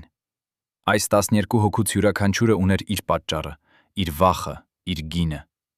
Նրանցից մեկը, ում մենք կկոչենք Արամ, համաձայնեց խոսել մեզ հետ, պայմանով, որ նրա իսկական անունը երբեք չբացահայտվի։ Արամը եղել է Մարգարյանի անվտանգության ներքին շրջանակի անդամ, մարդ, ով ամեն առավոտ ստուգում էր վարչապետի աշխատասենյակը, ով գիտեր բոլոր գաղտնի անցումները, ով ուներ մուտք դեպի ամենագաղտնի փաստաթղթերը։ Արամը պատմում է, որ 2007 թվականի փետրվարի վերջին նրանց 12 հոգուց բաղկացած խմբին հրավիրեցին մի գաղտնի հանդիպման։ Ոչ թե կառավարական շենքում, ոչ թե պաշտոնական գրասենյակում, այլ մի անանուն բնակարանում Երևանի հին թաղամասերից մեկում։ Այնտեղ նրանց սպասում էր մի մարդ, ում դեմքը ծածկված էր ստվերներով, վերներով, բայց ում ձայնը հնչում էր իշխանության եւ սպառնալիքի համադրությամբ։ Այդ մարդը ասաց նրանց մի բան շատ պարզ. Մարգարյանը պետք է ստորագրի մի փաստաթուղթ, որը կփոխի Հայաստանի ապագան։ Եթե նա ստորագրի, ամեն ինչ կշարունակվի որպես նախկինում։ Բայց եթե նա հրաժարվի, ապա նրանք, այս 12 հոգին, պետք է ապահովեն, որ այլ ոք չկարողանա շարունակել նրա ճանապարհը։ Ինչպես։ Այդ մարդը չբացատրեց մանրամասները, բայց նա ասաց բավականաչափ, որպեսզի նրանք հասկանան, եթե նրանք չհամագործակցեն, նրանց սեփական ընտանիքները կվտանգվեն։ Արամը հիշում է, որ այդ հանդիպումից հետո նրանք բոլորը լռեցին։ Ոչ ոք չխոսեց, ոչ ոք չհարցրեց։ Նրանք պարզապես գիտեին, որ նրանք հայտնվել են մի խաղի մեջ, որտեղ միակ կանոնը վերապրելն էր։ Հաջորդ օրերին նրանցից յուրաքանչյուրը սկսեց ստանալ փոքր հանձնարարականներ։ Մեկը պետք է ապահովեր, որ Մարգարյանի անձնական բժիշկը չլինի շենքում մարտի 25-ին։ Մյուսը պետք է հետաձգեր շտապ օգնության ժամանումը։ Երրորդը պետք է ապահովեր, որ անվտանգության տեսախցիկները պատահաբար անջատվեն հենց այն պահին, երբ անհրաժեշտ կլինի։ Յուրաքանչյուր հանձնարարական փոքր էր, անմեղ էր, բայց երբ դրանք միավորվեին, դրանք ստեղծում էին կատարյալ պայմաններ այն բանի համար, ինչ պետք է տեղի ունենար։ Արամի հանձնարարականը եղավ ապահովել, որ Մարգարյանի աշխատասենյակի դուռը մնա բաց հենց այն ժամին, երբ հատուկ դեսպանը կժամանի։ Նա պետք է պարզապես մոռանար փակել դուռը, պարզապես մի փոքր անուշադրություն, որը կարող էր բացատրվել որպես պատահական սխալ։ Բայց Արամը չէր կարող ապրել այդ գաղտնիքի հետ։ Նա պատմում է, որ մարտի 24-ի երեկոյան, երբ նա տեսավ Մարգարյանին աշխատում իր աշխատասենյակում, հոգնած, բայց դեռ պայքարող, նա ուզեց ասել նրան ամեն ինչ։ Նա ուզեց նախազգուշացնել նրան, ասել նրան, որ նա վտանգի մեջ է, որ նա պետք է փախչի, թաքնվի, անի ինչ-որ բան։ Բայց երբ նա մոտեցավ Մարգարյանի աշխատասենյակի դռանը, նա հիշեց այն սպառնալիքները, որոնք արվել էին նրա ընտանիքի նկատմամբ։ Նա հիշեց իր 3 տարեկան դստեր դեմքը, իր կնոջ ժպիտը, իր ծնողների տունը, եւ նա շրջվեց եւ հեռացավ։ Այդ գիշեր նա չքնեց։ Նա նստեց իր տանը, խմեց ողջ շիշողի եւ լաց եղավ առաջին անգամ իր չափահաս կյանքում։ Նա գիտեր, որ նիտեր, որ նա դավաճանում է մի մարդու, ում նա հարգում էր, ում նա սիրում էր որպես հայր, բայց նա նաև գիտեր, որ եթե նա չդավաճանի, նրա սեփական ընտանիքը կվճարի գինը։ Մարտի 25-ի առավոտյան Արամը եկավ աշխատանքի ավելի վաղ, քան սովորաբար։ Նա ստուգեց ամեն ինչ՝ դռները, պատուհանները, անվտանգության համակարգերը։ Ամեն ինչ պատրաստ էր։ Ժամը 9:15-ին, երբ հատուկ դեսպանը ժամանեց, Արամը բացեց դուռը եւ թույլ տվեց նրան մտնել առանց սովորական ստուգումների։ Նա տեսավ, թե ինչպես այդ մարդը մտավ Մարգարյանի աշխատասենյակ, տեսավ, թե ինչպես դուռը փակվեց նրանց հետևից։ Եվ նա սպասեց։ 20 րոպե անց, երբ այդ մարդը դուրս եկավ իր դատարկ պայուսակով, Արամը տեսավ Մարգարյանի դեմքը դռան ճեղքից։ Վարչապետը նստած էր իր գրասեղանի մոտ, ձեռքը սեղմած իր կրծքին, դեմքը սպիտակ, աչքերը փակ։ Արամը ուզեց վազել ներս, ուզեց օգնել, բայց նա հիշեց իր հանձնարարականը։ Նա պետք է սպասեր 10 րոպե նախքան զանգահարելը շտապ օգնությանը։ 10 րոպե, որոնք կարող էին փոխել ամեն ինչ։ 10 րոպե, որոնք կարող էին փրկել մի կյանք։ Բայց Արամը սպասեց։ Եվ երբ նա վերջապես զանգահարեց, արդեն ուշ էր։ Այսօր, 35 տարի անց, Արամը ապրում է մի փոքր գյուղում Հայաստանի լեռներում։ Նա հեռացել է քաղաքից, հեռացել է քաղաքականությունից, հեռացել է այն կյանքից, որը նա ապրում էր։ Բայց նա չի կարող հեռանալ իր հիշողություններից։ Ամեն գիշեր նա տեսնում է Մարգարյանի դեմքը, լսում է նրա վերջին խոսքերը, զգում է այն մեղքը, որը նա կրում է իր հոգում։ Երբ մենք հարցրինք նրան, թե արդյոք նա կրկին կաներ նույն ընտրությունը, նա լռեց երկար ժամանակ։ Հետո նա ասաց. «Ես չգիտեմ։ Ես փրկեցի իմ ընտանիքը, բայց ես կորցրի իմ հոգին։ Արդյոք դա արժեր։ Ես դեռ չգիտեմ պատասխանը»։ Բայց Արամը միայն մեկն էր 12 հոգուց։ Ուրիշներն ինչ են մտածում այսօր։ Արդյոք նրանք նույնպես ապրում են մեղքի հետ, թե նրանք արդարացնում են իրենց արարքները որպես անհրաժեշտ զոհողություն։ Եվ ամենակարևորը, ով էր այն մարդը, ով կազմակերպեց այս ամենը։ Այժմ 85 տարեկան է, բայց նրա հիշողությունը դեռ սուր է, եւ նա հիշում է ամեն մանրամասն այն ծրագրերի, որոնք նա նկարել է 60 տարի առաջ։ Վահանը պատմում է, որ թունելների կառուցումը սկսվել է 1958 թվականին, Սառը պատերազմի ամենադաժան տարիներին, երբ Սովետական Միությունը պատրաստվում էր հնարավոր միջուկային պատերազմի։ Երևանի տակ, խորը հողի տակ կառուցվեցին ապաստարաններ, որոնք կարող էին ապահովել հազարավոր մարդկանց անվտանգությունը ամիսներ շարունակ։ Բայց կային նաև հատուկ թունելներ, որոնք նախատեսված էին միայն բարձրաստիճան պաշտոնյաների համար։ Թունելներ, որոնք կապում էին կառավարական շենքերը, Կոմունիստական կուսակցության կենտրոնական կոմիտեի շենքը, նույնիսկ օդանավակայանը։ Այդ թունելները կառուցվեցին այնպիսի գաղտնիությամբ, որ նույնիսկ շինարարները չգիտեին ամբողջ ցանցի դասավորությունը։ Յուրաքանչյուր թիմ աշխատում էր միայն իր հատվածի վրա, եւ երբ աշխատանքը ավարտվում էր, շինարարներին տեղափոխում էին այլ քաղաքներ, ապահովելու համար, որ նրանք երբեք չկարողանան բացահայտել գաղտնիքը։ Վահանը ցույց է տալիս մեզ 5 քարտեզներ, որոնք նա պահել է բոլոր այս տարիները, թաքցնելով դրանք իր տան ստորգետնյա սենյակում։ Այդ քարտեզները ցույց են տալիս թունելների ամբողջ ցանցը, տասնյակ կիլոմետրեր, որոնք ձգվում են Երևանի տակ, ինչպես հսկայական սարդի ցանց։ Կան թունելներ, որոնք տանում են դեպի Հանրապետության հրապարակ, կան թունելներ, որոնք տանում են դեպի Զվարթնոց օդանավակայան, նույնիսկ կան թունելներ, որոնք տանում են դեպի լեռները, որտեղ կառուցված էին գաղտնի ապաստարաններ հեռու քաղաքից։ Բայց ամենահետաքրքիրը այն է, որ Վահանը ցույց է տալիս մեկ թունել, որը նշված է կարմիր գծով եւ որի կողքին գրված է հատուկ օբյեկտ, մուտքը արգելված։ Այս թունելը սկսվում է կառավարական պալատից եւ տանում է դեպի մի վայր, որը քարտեզի վրա նշված է միայն որպես օբյեկտ 0544։ Ինչ է այդ օբյեկտը։ Վահանը բացատրում է, որ դա եղել է ամենագաղտնի ապաստարանը, կառուցված հատուկ Հայաստանի առաջին քարտուղարի եւ նրա ամենամոտ շրջապատի համար։ Այդ ապաստարանը ուներ ամեն ինչ. սննդի պաշարներ 2 տարվա համար, սեփական ջրի աղբյուր, սեփական էլեկտրական գեներատոր, նույնիսկ սեփական հաղորդակցության համակարգ, որը կարող էր կապվել Մոսկվայի հետ անկախ արտաքին ցանցերից։ Բայց ամենաշոկայինը այն է, որ այդ ապաստարանը երբեք չօգտագործվեց իր նախատեսված նպատակով։ Սովետական միությունը փլուզվեց, Հայաստանը դարձավ անկախ, եւ այդ ապաստարանը մոռացվեց։ կամ գուցե ոչ ամբողջովին մոռացվեց։ Վահանը պատմում է, որ 2006 թվականին, երբ նա պատահաբար հանդիպեց մի նախկին գործընկերոջ, ով դեռ աշխատում էր կառավարական շենքերի սպասարկման ծառայությունում, այդ գործընկերը նրան ասաց մի տարօրինակ բան։ Նա ասաց, որ վերջերս նկատել է, որ հին թունելների մուտքերից մեկը, որը տասնամյակներ փակ էր եղել, հանկարծ բացվել է, եւ ինչ-որ մեկը սկսել է օգտագործել այն։ Ո՞վ էր օգտագործում այդ հին թունելները եւ ինչու։ Վահանը որոշեց հետաքննել։ Նա գնաց այն վայր, որտեղ գտնվում էր մուտքը դեպի օբյեկտ 0544, եւ նա տեսավ, որ հին երկաթե դուռը, որը տասնամյակներ ժանգոտած էր եղել, այժմ մաքուր էր, յուղված եւ ակնհայտորեն վերջերս օգտագործված։ Նա չհամարձակվեց մտնել ներս, բայց նա նկատեց հետքեր հողի վրա, հետքեր, որոնք ցույց էին տալիս, որ մարդիկ կանոնավոր մտնում եւ դուրս էին գալիս այդ թունելից։ Վահանը հիշում է նաեւ, որ նա տեսավ մի փոքր մանրամասն, որը սառեցրեց նրա արյունը։ Դռան մոտ հողի վրա ընկած էր մի սիգարետի տուփ, արտասահմանյան, թանկարժեք, այնպիսին, որը չէր վաճառվում Հայաստանում։ Ո՞վ էր ծխում այդ սիգարետները այդ մութ թունելում, եւ ինչու նրանք պետք է թաքնվեին այնտեղ։ Վահանը պատմեց այս ամենը իր նախկին գործընկերոջը, եւ նրանք երկուսով որոշեցին հետևել այդ թունելին, տեսնելու թե ուր է այն տանում։ Մի գիշեր, երբ քաղաքը քնած էր, նրանք մտան թունել, հագած հին աշխատանքային հագուստներ եւ տանելով ֆոնարիկներ։ Թունելը խավար էր, խոնավ, լի ժանգոտած խողովակներով եւ փլատակակված պատերով։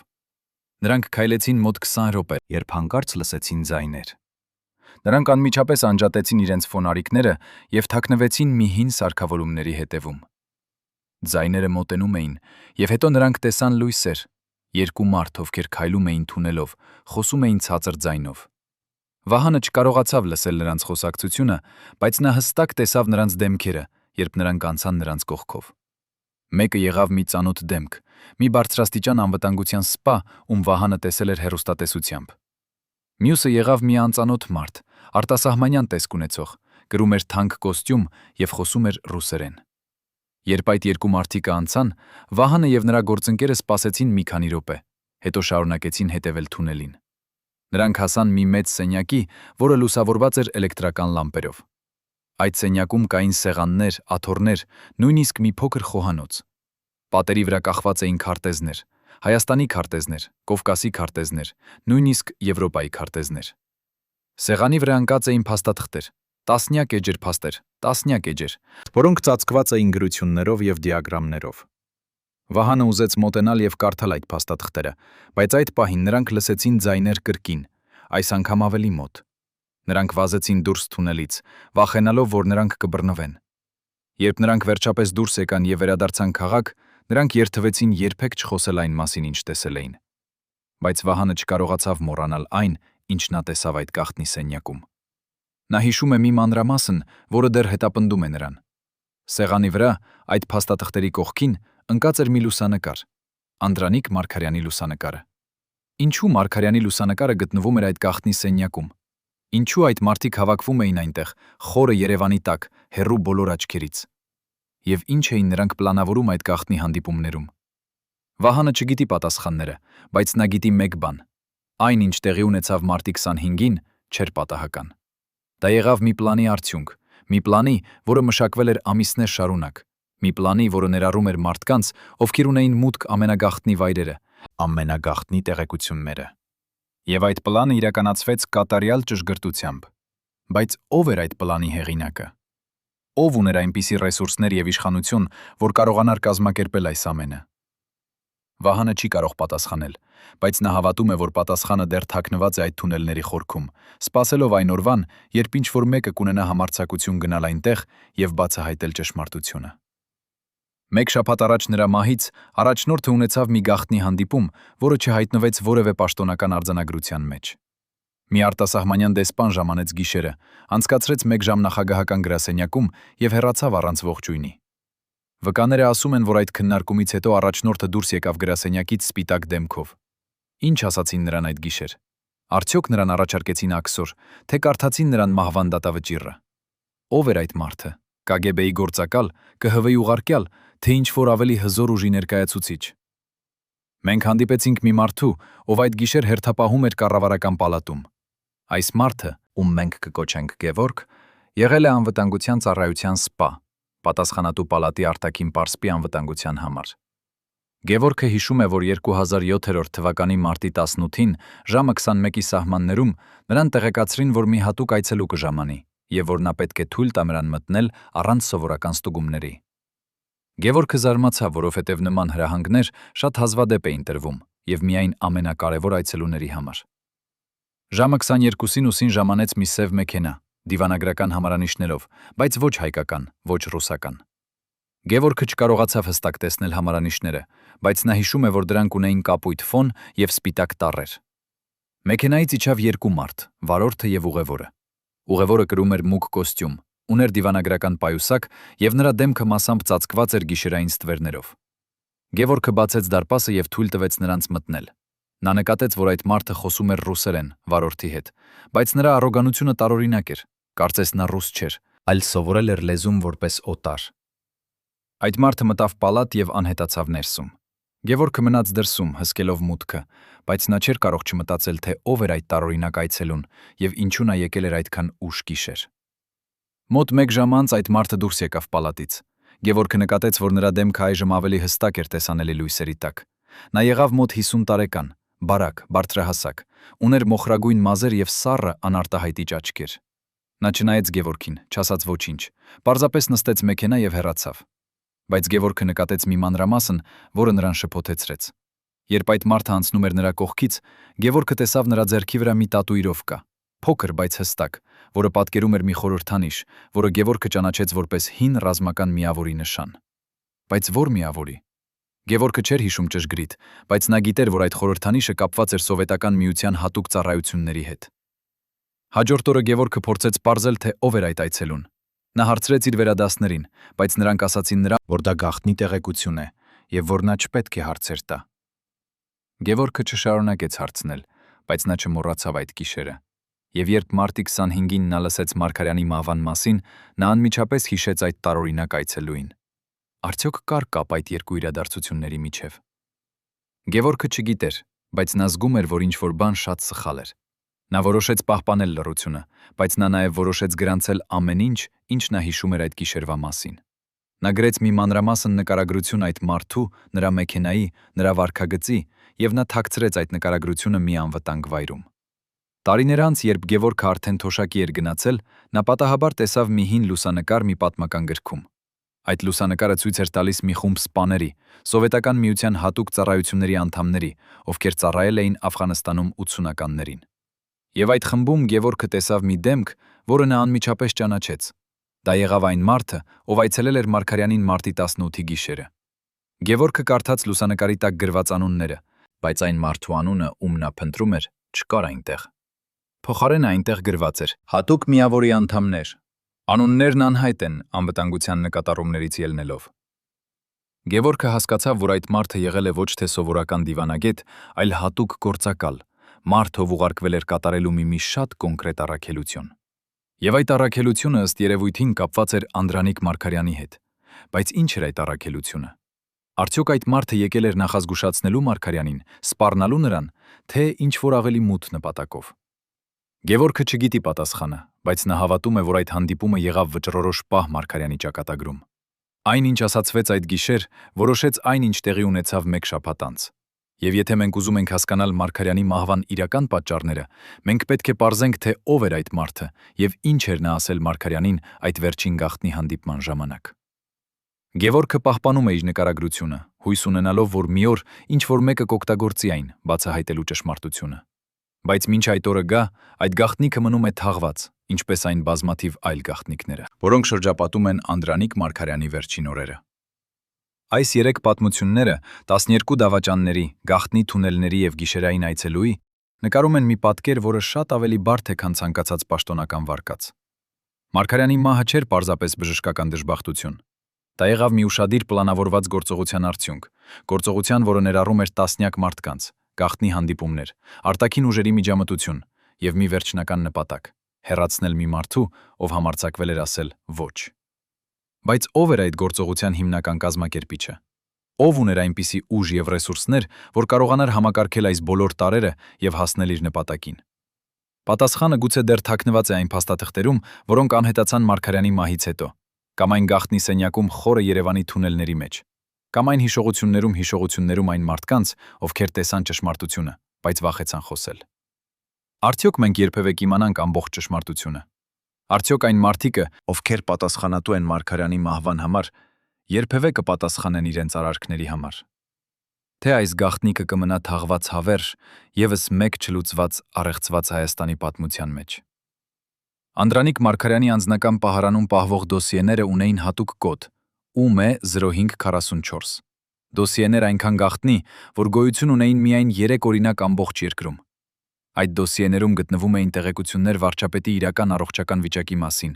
փախուստի պլանների մասին արտակարգ իրավիճակների դեպքում եւ ինչ-որ շատ ավելի ցնցող բան՝ իրական հարաբերությունները ռեժիմի մոտ շրջապատի միջև։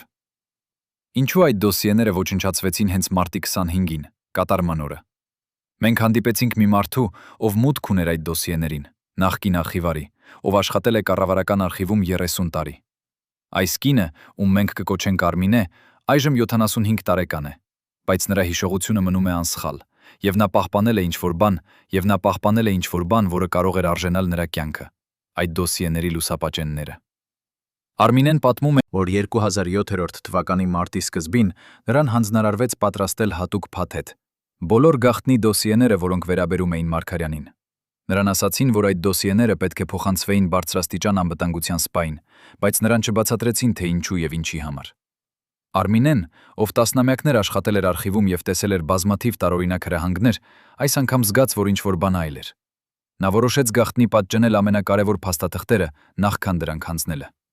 Այդ գիշեր նա մնաց արխիվում մինչև ուշ գիշեր, լուսապատճնեց հարյուրավոր էջեր եւ թաքցրեց դրանք իր անձնական պայուսակում։ Հաջորդ օրը, երբ նա հանձնեց բնօրինակները, նրան ասացին, որ նա լավ է կատարել իր աշխատանքը եւ որ նա կարող է մոռանալ այս ամենի մասին։ Բայց Արմինեն չմոռացավ։ Այդ լուսապատճենների մեջ կա մի փաստաթուղթ, որը բացատրում է շատ բան։ Սա է բժշկական զեկույց, որը կազմվել է 2006 թվականի նոյեմբերին Մարգարյանի անձնական բժշկի կողմից։ Այդ զեկույցում մանրամասն նկարագրված է վարչապետի սրտանոթային համակարգի վիճակը։ Բժիշկը գրում է, որ Մարգարյանը տառապում է լուրջ արիթմիայով, որ նրա սիրտը թուլացած է տարիների սթրեսից եւ գերլարվածությունից, եւ որ նա պետք է խստորեն հետևի բուժման ռեժիմին։ Բայց ամենակարևորը այն նախազգուշացումն է, որը բժիշկը գրել է զեկույցի վերջում, կարմիր մատիտով, ընդգծված 3 անգամ։ Պացիենտը չպետք է ենթարկվի ծայրահեղ սթրեսի կամ հուզական ցնցումների։ Նման իրավիճակներում սրտի կաթվածի ռիսկը գերազանցում է 90%։ Այս նախազգուշացումը գրվել է 4 ամիս առաջ Մարգարյանի մահից։ Արդյոք ինչ-որ մեկը կարդաց այս նախազգուշացումը եւ որոշեց օգտագործել այն որպես զենք։ Արմինեն ցույց է տալիս նաև մեկ այլ փաստաթուղթ՝ ներքին հաղորդագրություն, որը ուղարկվել է Անվտանգության ծառայության ղեկավարությանը մարտի 19-ին։ Այդ հաղորդագրությունում նշված է, որ Մարգարյանը հրաժարվել է ստորագրել կարևոր փաստաթուղթ եւ որ նա դարձել է խոչընդոտ ռազմավարական շահերի համար։ Հաղորդագրությունը ավարտվում է մի նախադասությամբ, որը սառեցնում է արյունը։ Առաջարկվում է կիրառել այլընտրանքային միջոցներ խնդրի լուծման համար։ Ինչ էին այդ այլընտրանքային միջոցները։ Արմինեն չգիտի ճշգրիտ, բայց նա կարող է կռահել։ Նա հիշում է, որ մարտի 12-ին, 3 օր այդ հաղորդագրությունից հետո, արխիվ եկավ մի անծանոթ մարդ եւ պահանջեց տեսնել բոլոր բժշկական դոսիեները, որոնք վերաբերում էին Մարգարյանին։ Արմինեն ցույց տվեց նրան դոսիեները եւ այդ մարդը անցկացրեց ավելի քան 2 ժամ ուսումնասիրելով դրանք, նշումներ անելով մի փոքր տետրում։ Երբ նա հեռացավ, Արմինեն նկատեց, որ նա հատուկ ուշադրություն էր դարձրել բժշկի նախազգուշացմանը սրտի կաթվածի ռիսկի մասին։ Բայց ամենաշոկայինը այն փաստաթուղթն է, որը Արմինեն գտավ դոսիեների ամենախորը։ Սա է ցուցակ, 15 անուն, որոնց կողքին գրված են կարճ նշումներ։ Այդ ցուցակի վերևում գրված գործողության մասնակիցներ, օպերացիա, վերջին զանգ։ 15 անունից 12-ը Արմինեն ճանաչում է։ Դրանք են Մարգարյանի անվտանգության թիմի անդամները, նույն այն մարդիկը, որոնց մասին Արամը պատմեց մեզ։ Բայց կան նաև 3 այլ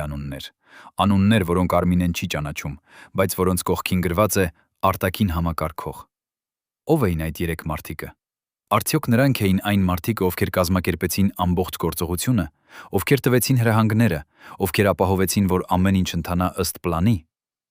Արմինեն չի կարող պատասխանել, բայց նա պահպանում է այդ ցուցակը, հույս ունենալով, որ մի օր ինչ-որ մեկը կօգտագործի այն, բացահայտելու ճշմարտությունը։ Արմինեն պատմում է նաև, որ մարտի 26-ին, 1 օր Մարգարյանի մահից հետո, արխիվ եկավ մի խումբ սպաներ եւ պահանջեցին բոլոր դոսիեները, որոնք վերաբերում էին վարչապետին։ Նրանք ասացին, որ դոսիեները պետք է ապահովվեն եւ որ դրանք կփոխանցվեն հատուկ պահեստարան։ Արմինեն հանձնեց դոսիեները, բայց նա գիտեր, որ դրանք երբեք չեն հասնի որևէ պահեստարան։ Նա հետագայում լսեց, որ այդ դոսիեները այրվել են, անվտանգության նկատառումներից ելնելով։ Բայց ինչու։ Ինչ էր թաքցնում այդ դոսիեները, որ դրանք պետք է ոչնչացվեին այդքան շտապ։ Արմինեն հավատում է, որ պատասխանը գտնվում է այն լուսապատճենների մեջ, որոնք նա պահպանել է, եւ նա պատրաստ է կիսվել դրանցով, եթե ինչ-որ մեկը ունենա համարձակություն հրապարակել ճշմարտությունը։ Բայց մինչ այդ օրը գա, այդ փաստաթղթերը մնում են թաքնված, վկայություն մի հանցագործության, որը երբեք չի քննվել, մի սպանության, որը երբեք չի ճանաչվել որպես սպանություն։ Այս դոսիեները, այս գաղտնի փաստաթղթերը, այս ցուցակները բացահայտում են մի ճշմարտություն, որը շատերը չեն ուզում լսել։ Անդրանիկ Մարգարյանի մահը չէր պատահական։ Դա եղավ մի ուշադիր պլանավորված գործողության արդյունք, գործողության, որը կոչվում էր օպերացիա Վերջին զանգ։ Այդ գործողությունը ներառում էր տասնյակ մարդկանց, ներսից եւ դրսից, ներառում էր բժշկական տեղեկությունների օգտագործումը որպես զենք, ներառում էր անվտանգության համակարգի շրջանցումը եւ ներառում էր մի վերջնական նպատակ՝ հեռացնել մի մարդու, ով համարձակվել էր ասել ոչ։ Բայց ով էր այդ գործողության հիմնական կազմակերպիչը։ Ով էին այն 3 արտաքին համակարգողները, ովքեր ղեկավարեցին ամբողջ պլանը։ Արդյոք մենք երբևէ կիմանանք նրանց անունները։ Արդյոք նրանք երբևէ կպատասխանեն իրենց արարքների համար։ Պատկերացրեք, որ դուք վերջին մարդն եք, ում դուք լիովին վստահում եք։ Այժմ պատկերացրեք, որ այդ անձը ձեզ դավաճանում է ձեր կյանքի ամենամութ օրը։ Հենց այդպես պատահեց Մարգարյանի հետ։ Մի մարդ նրա ներքին շրջանակից վաճառեց նրան բանակին։ Նախկին անվտանգության ծառայության կադրերը գիտեն այս պատմությունը։ Նրանք պահպանել են լռությունը 35 տարի։ Այսօր առաջին անգամ նրանք կպատմեն ճշմարտությունը Հայաստանի ժամանակակից պատմության ամենամեծ դավաճանության մասին։ Մենք հանդիպեցինք 2 նախկին սպաների, ովքեր ծառայել են Մարգարյանի անվտանգության համակարգում եւ ովքեր ականատես եղել են այն իրադարձություններին, որոնք տեղի ունեցան մարտի վերջին շաբաթներին։ Առաջին սպան, ում մենք կկոչենք Վարդան, պատմում է, որ 2007 թվականի փետրվարի վերջին նա նկատեց տարօրինակ փոփոխություններ իր ուղակի վերադասի վարքագծում։ Այդ վերադասը, ում մենք կկոչենք Սամվել, եղել է Մարգարյանի անվտանգության թիմի փոխղեկավարը, մարդ, ով ուներ մուտք բոլոր գաղտնի տեղեկություններին, ով գիտեր բոլոր անվտանգության արձանագրությունները, ով վստահված էր վարչապետի կյանքը պաշտպանելու համար։ Վարդանը նկատեց, որ Սամվելը սկսեց ավելի հաճախ հեռանալ աշխատանքից, առանց բացատրության։ Սկսեց ստանալ տարօրինակ հեռախոսազանգեր, որոնց ժամանակ նա հեռանում էր եւ խոսում էր ցածր ձայնով։ Մի անգամ Վարդանը պատահաբար լսեց Սամվելի զրույցի մի մասը։ Սամվելը խոսում էր ռուսերեն, ասում էր. «Այո, ամեն ինչ պատրաստ է։ Նա չի կասկածում ոչինչ։ Երբ ժամանակը գա, ես կապահովեմ, որ ամեն ինչ ընթանա հարթ»։ Վարդանը շփոթվեց, բայց նա չհամարձակվեց հարցնել Սամվելին։ Նա որոշեց հետևել նրան։ Մի երեկո, երբ Սամվելը հեռացավ աշխատանքից վաղ, Վարդանը հետևեց նրան։ Սամվելը քշեց դեպի Երևանի արվարձանները, կանգնեցրեց մեքենան մի հին շենքի մոտ եւ մտավ ներս։ Վարդանը սպասեց դրսում, եւ մոտ 20 րոպե անց Սամվելը դուրս եկավ ուղեկցվելով 2 անծանոթ մարդկանցով։ Նրանք խոսեցին մի քանի րոպե, հետո Սամվելը տվեց նրանց մի ծրար, փաթաթված շագանակագույն թղթի մեջ։ Այդ 2 մարդիկը վերցրին ծրարը եւ հեռացան մի սև մեքենայով դիվանագրական համարանիշներով։ Վարդանը չկարողացավ տեսնել, թե ինչ կար այդ ծրարում, բայց նա հասկացավ, որ Սամվելը փոխանցում էր ինչ-որ բան այդ մարդկանց, ինչ-որ բան, որը պետք է մնար գաղտնի։ Հաջորդ օրը Վարդանը փորձեց պարզել, թե ինչ էր տեղի ունեցել, բայց նա չգտավ որևէ պատասխան։ Նա որոշեց զեկուցել իր կասկածները ավելի բարձր ղեկավարությանը, բայց երբ նա փորձեց դա անել, նրան ասացին, որ Սամվելը վստահելի մարդ է եւ որ Վարդանը չպետք է անհանգստանա։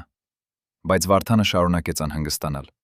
Նա սկսեց ավելի ուշադիր հետևել Սամվելի գործողություններին, եւ նա նկատեց ավելի շատ տարօրինակ բաներ։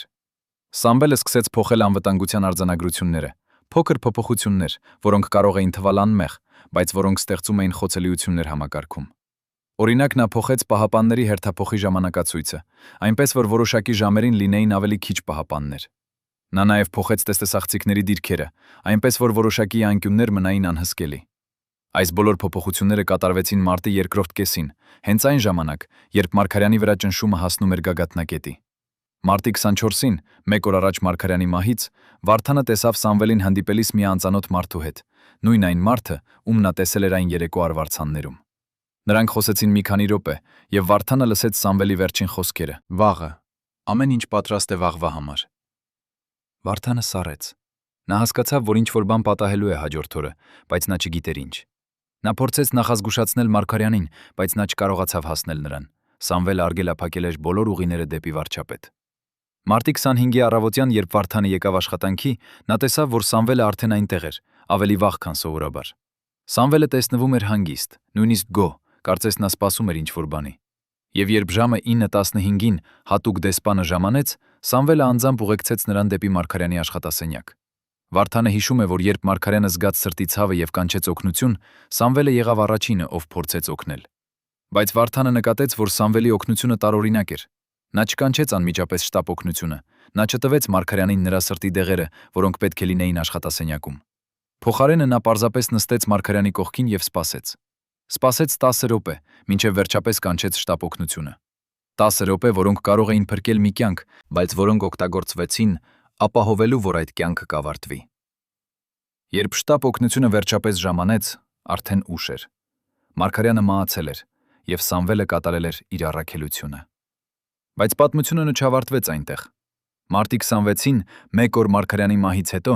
Սամվելը հանկարծ հայտարարեց, որ նա հեռանում է աշխատանքից, անձնական պատճառներով։ Նա հավաքեց իր իրերը եւ հեռացավ, առանց հրաժեշտի, առանց բացատրության։ Վարդանը փորձեց պարզել, թե ուր գնաց Սամվելը, բայց ոչ ոք չգիտեր։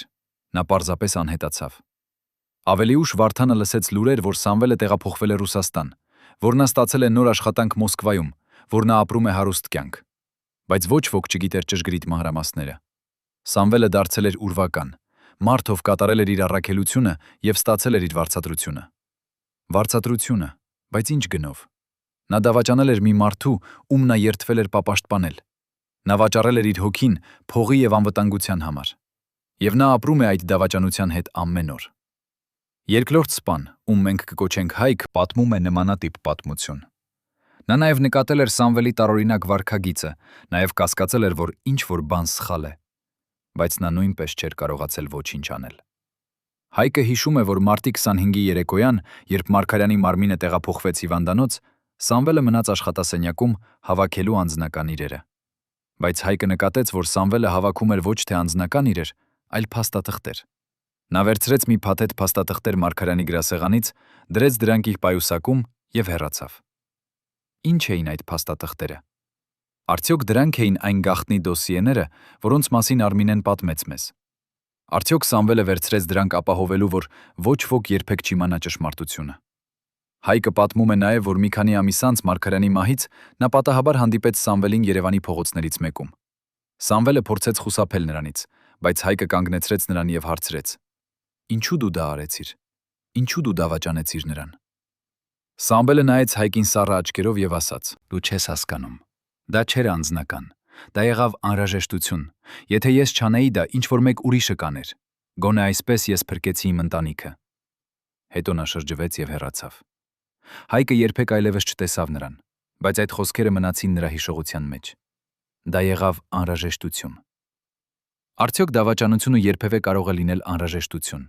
Արդյոք մի մարդու կյանքը կարող է զոհվել ռազմավարական շահերի համար։ Այս երկու սպաների պատմություններից բխում է մի ճշմարտություն, որը ցավալի է, բայց անխուսափելի։ Մարգարյանի մահը հնարավոր դարձավ միայն այն պատճառով, որ նրա ամենամոտ շրջապատից մեկը դավաճանեց նրան։